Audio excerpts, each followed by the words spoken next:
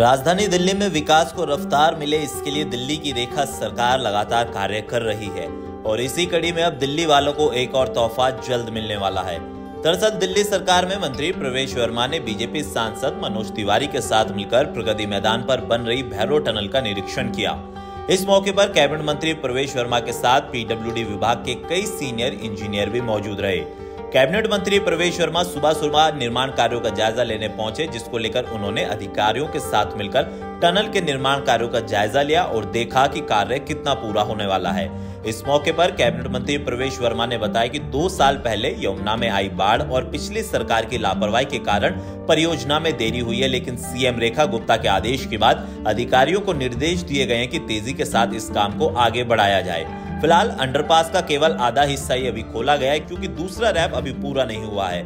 इसे प्रगति मैदान में main tunnel के साथ खोला जाना था। ये tunnel Pragati Maidan transit corridor का हिस्सा भी रही है।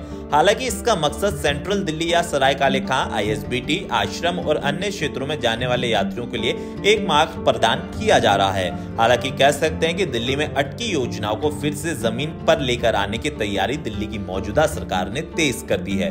दरअसल दिल्ली सरकार बदलने के बाद कह सकते हैं कि विकास कार्यों को नई रफ्तार भी मिली और इसी मौके पर प्रवेश वर्मा ने बताया कि दिल्ली सरकार सालों से अटकी हुई योजनाओं को फिर से जमीन पर लेकर आ रही है, ताकि हर नागरिक को उसका एक हक मिल सके। साथ ही उन्होंने कहा कि हम उन फाइलों को जमीन पर उतार रहे हैं जो सालों से धूल खा रही थी। दिल्ली में जल शासन अब जवाबदेह है, सक्षम है, संवेदनशील है और प्रवेश वर्मा ने स्पष्ट किया कि सरकार अब उन महत्वपूर्ण योजना को प्राथमिकता दे रही है जो पिछले कई सालों से सुस्ती के कारण फाइलों में दबी पड़ी थी। लेकिन अब दिल्ली में जल्द ही जनता को इसका फायदा मिलने वाला है, क्योंकि ये टनल बनकर जल्द तैयार हो जाएगी। क्योंकि पिछले 10 सालों के अंदर आम आदमी पार्टी की सरकार ने सिर्फ और सिर्फ अपने करीबियों को लाभ पहुंचाने के लिए योजनाओं में देरी करी है। लेकिन कह सकते हैं कि 27 सालों बाद दिल्ली में बीजेपी की वापसी हुई और ऐसी वापसी हुई है जो कभी आम आदमी पार्टी ने सोची नहीं थी। लेकिन फिलहाल अरविंद केजरीवाल के 10 साल क्या इन 5 सालों पर भारी पड़ेंगे या नहीं, वो तो आने वाला वक्त ही बताएगा।